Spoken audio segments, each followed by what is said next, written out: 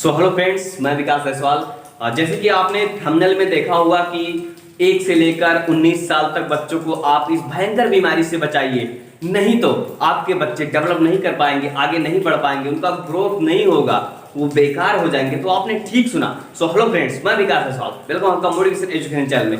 तो आज मैं बात करूंगा एक बहुत ही ज़्यादा इफेक्टिव और बहुत ही ज़्यादा महत्वपूर्ण वीडियो के बारे में। जिनके घरों में 0 से लेकर 18 साल 19 साल तक बच्चे हैं, वो लोग ये वीडियो जरूर देखें और अधिक से अधिक शेयर करें, क्योंकि इतनी ज़्यादा हेल्पफुल वीडियो है कि हर एक इंसान हर एक बच्चों के लायक है और हर एक इंसान के लाइफ में बहुत ही ज़्यादा अच्छा इफेक्ट डालेगी।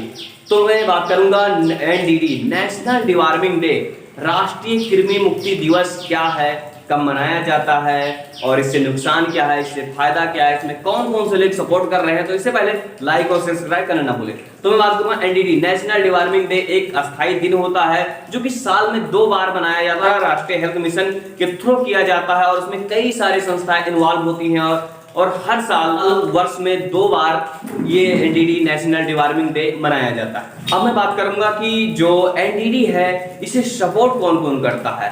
RKSK, राष्ट्रीय किशोर स्वास्थ्य कार्यक्रम, second ICDS, fourth education department जैसे कि स्कूल हो गया, कॉलेजेस हो गए, फोर्थ है NHM, नेशनल हेल्थ मिशन, 5 है भारत सरकार, इंडियन गवर्नमेंट्स। अब मैं बात करूंगा कि NDD कब मनाया जाता है।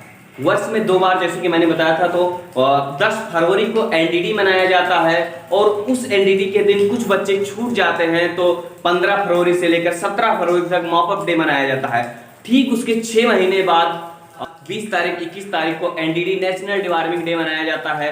फिर उस समय जब बच्चे जो छूट जाते हैं, जैसे कोई नलियाल जाता है, कोई बाहर गया हुआ है या कोई आउट ऑफ स्टेट है या कहीं जो बच्चे छूट जाते हैं, उनके लिए मॉप अप डे मनाया जाता है जो कि 25 से लेकर 31 जुलाई तक होता है। तो कुल मिलाकर आपको पता चल गया होगा कि NDD कब मनाया जाता है, उसकी डेट क्या होती है और इन डेट के बीच में आपको क्या करना है। अब मैं इसके बारे में बात करूंगा बाखूबी, बहुत बारीकी से आप सुनिएगा। हो सके तो नोटपैड उठा लीजिए और लिख लीजिए, हमेशा आपको याद रहेगा। अब मैं आगे वीडियो में बात कर रहा हूँ कि नेशनल डे जो है कृमि मुक्ति दिवस, तो कृमि क्या है, ये कितने प्रकार के होते हैं।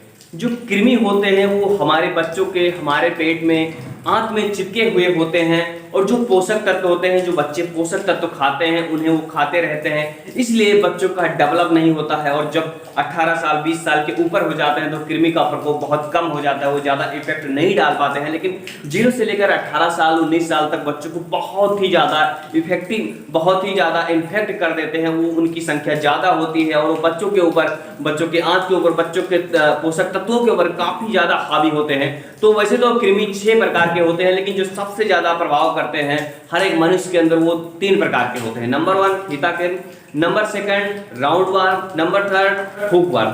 ये तीनों काफी ज्यादा इफेक्ट डालते हैं, काफी ज्यादा प्रभावित करते हैं और पोषक तत्वों को बहुत जल्दी खींचते रहते हैं, खून को भी पीते रहते हैं। और इससे क्या होता है कि बच्चों का डेवलप रुक जाता है और बच्चे कुपोषित होते रहते हैं।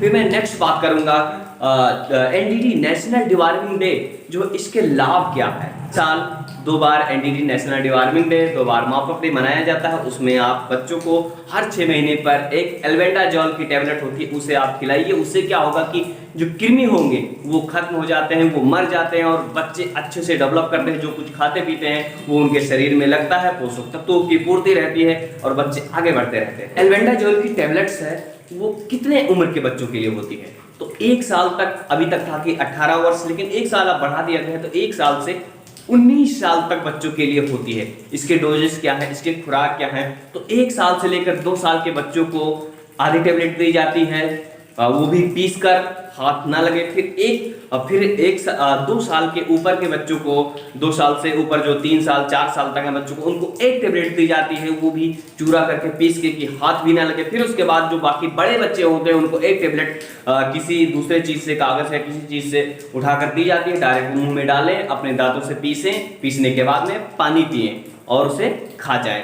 अब मैं बात करूंगा इससे कुछ साइड इफेक्ट भी होते हैं, जो कि नुकसान नहीं होता, लेकिन जितना अच्छा साइड इफेक्ट होगा उतना ही ज्यादा फायदा होगा। तो पहला जो साइड इफेक्ट है कि बच्चों को चक्कर आ सकता है, सर दर्द हो सकता है पलटी भी हो सकती है, मिचली आ सकता है और हल्का फुल्का उनकी शरीर गर्म हो सकती है। लेकिन इससे आपको पुराना परेशान होना नहीं है।